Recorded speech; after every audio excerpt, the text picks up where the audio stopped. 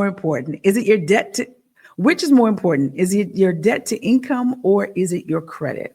My name is Salandia Hammond, aka Suham Baby with loanswithsuham.com, powered by Edge Home Finance. My NMLS number is 2519087. Now let's explore which one is more important. I'll let you be the judge of that because every scenario is different.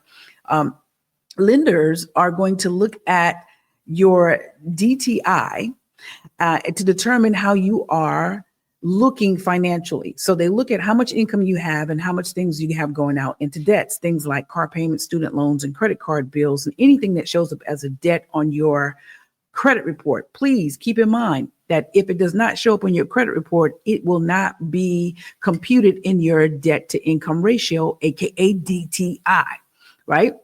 So if you're sending money to mama or daddy to help for the light bill or to help towards housing expenses, that's not going to be included because it's not on your credit report. If you're paying for college for a child or for yourself, that's a little different. If you took student loans, it would be on your credit report. And if it's for a child, if it's on your credit report. But if you're just giving them money every month and you're not paying the bill, you're not obligated to it, it will not show up on your credit report and therefore will not be included in your DTI. So why am I mentioning this? Because it's important for you to know what your affordability is, because we are only going to determine what your debt to income ratio is based off the income that you receive, all the income that you receive and can be counted.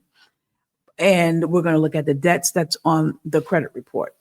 Credit score is important too. Yeah, because your credit score lets them know how you've been as a borrower. Are you paying things back on time?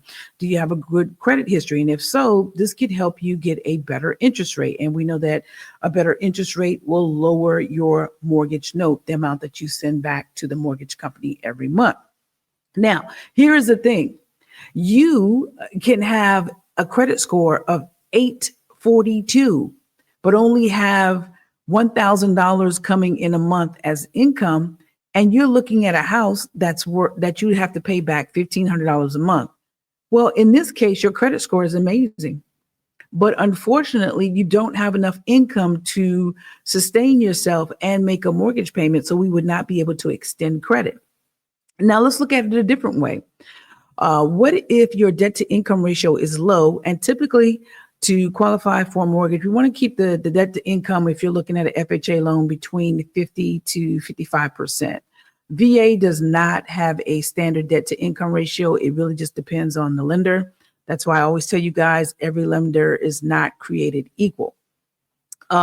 So you want to keep your debt to income, I would say, no higher than 50%. All right. So now let's look at another scenario, right? We just talked about if you have a high credit score in the 800s, but you only have $1,000 in income, you're not going to qualify for a $1,500, $1,700 house note. It's just not going to happen because you're not making enough money. But let's look at it this way. What if you have a 620 credit score? You've got $15,000 in an IRA or 401k or stocks and bonds, and your debt to income is very, very low. It's like 30%.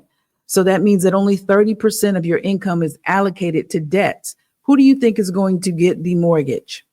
It's probably going to be the person with the 610, 617 credit score with the money in savings or retirement and less debt. So my advice to you is to keep your debt to income ratio low, right? Keep your income going in. This is why I don't do pre-quals. People will call and say, hey, this is my credit score. This is how much debt I have. What do I qualify for? And I'm like, there's no way in the world I can accurately tell you that without seeing certain paperwork. And this is another reason why I tell you to get all your paperwork saved on your desktop, on your computer, or on a folder in your phone, or put a folder on your actual desk with the paperwork you're going to need for home buying. And that's going to be your photo ID, 2 pay stubs, the last pay stubs you received if you're working a job. If you're not working a job, you're going to need to, and you're getting disability or retirement income, any type of income, will need to see proof of that.